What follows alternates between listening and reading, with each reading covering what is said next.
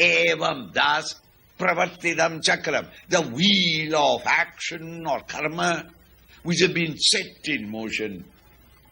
Na anuvartayati iha yaha. Yaha, whoever he be, he who is not implicitly following this universal law of karma, that wheel of karma, you are not implicitly obeying it. Akhayurindriya Ramaha. Why is it that he is not able to cooperate with others and work in the world outside? Because he has got his own selfish desires. Therefore, he wants only others to work for my benefit. You don't want to sink your difference and join with them. Selfish desires. Selfish desires are the expressions of your own papa, your own past. Thus, akhayu, you are full of these past inhibitions. Therefore, you are desire-ridden.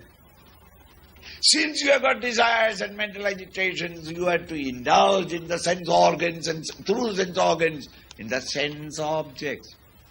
Indriya Rama. You become an Indriya Rama, reveling in sensuality. Instead of becoming Atma Rama, reveling in the Atman, the self, you cannot. The antithesis is Indriya Rama. Indriya Rama, Indriya sense organs. Indriya Rama, reveling in sensuality.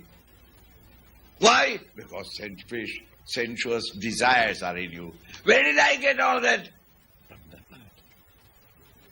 past habits. So you have not been able to eliminate the vasanas. Therefore you have got these sensuous vasanas, selfish desires. Selfish desires are there, therefore you are reveling in the sensuous activities of the sense organs. You are not able to withdraw the mind from the world of OET. And in that quietude of the mind, steady contemplation. You cannot practice steady contemplation. Akhayurindriya Rama. Mokham Partha Sajivati. Hey Partha, hey Arjuna. Such an individual, he lives in this world in vain. Why? He has evolved up to the youth. This is the level where you can lift yourself into God-man state. Instead of that, you are sinking down below, living the sensuous life of any animal. Instead of evolving, such an individual is tragically devolving. He has wasted his lifetime. A wonderful chance was given to you. The doors of the heavens were open for you. Instead of entering there, you went back to the gutters of life. Sensuality. Joys and sorrows of the world outside. You remain in the finite world of ever unbroken change.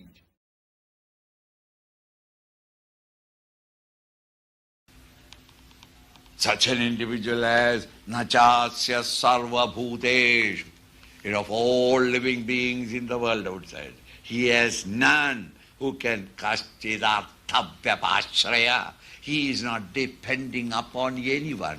And therefore nobody can put any pressure on him.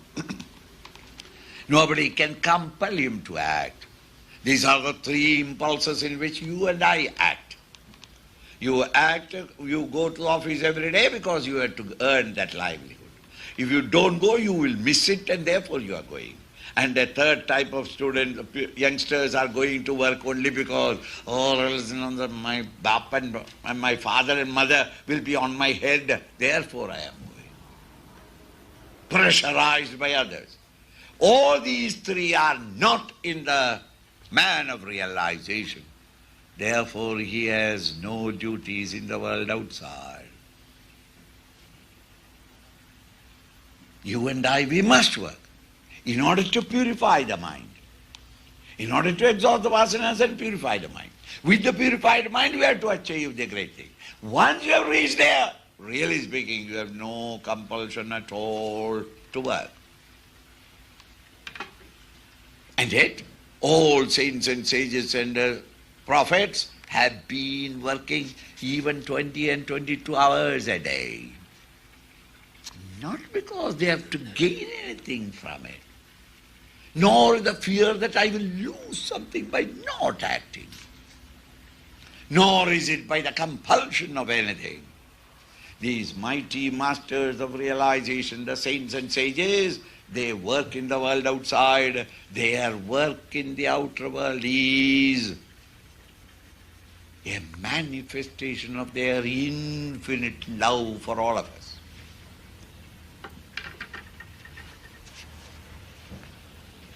Out of sheer love, they come back again into this world to guide and lead someone, because they feel so grateful that their teacher has removed all their confusions in the mind.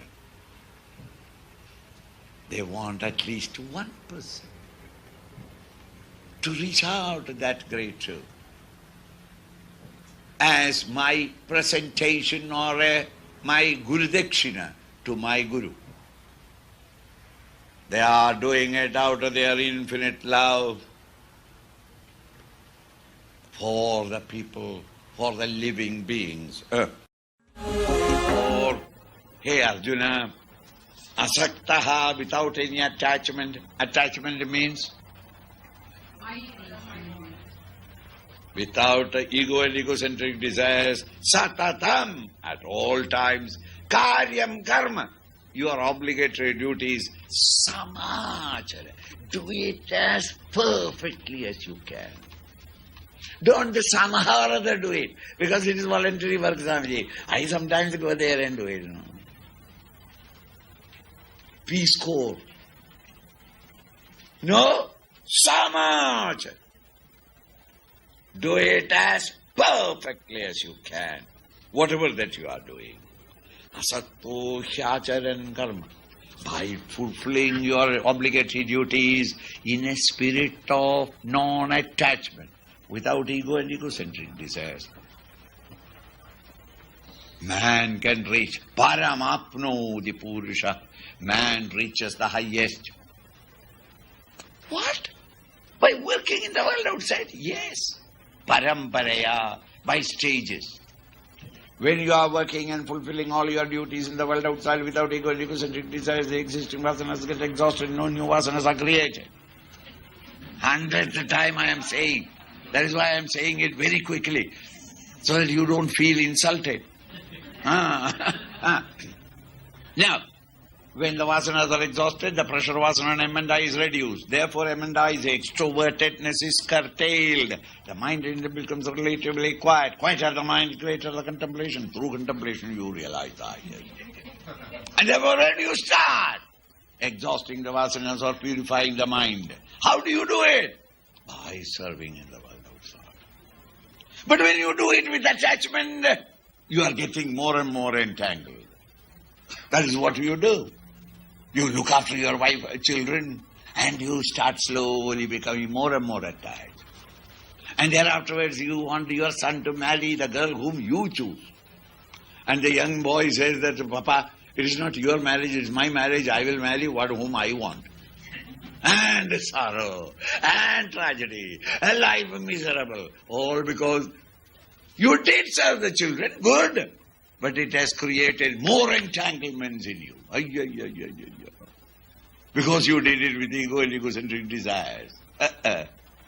Without ego and egocentric desires. The Lord has given me this job. I shall do it as best as I can. The judge is the Lord. Lord is the boss. His satisfaction is all that I want.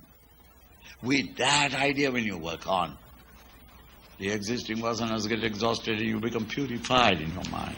A purified mind has got greater intensity of contemplation. And in the contemplative mind, you realize the highest truth. Therefore, you can reach the highest.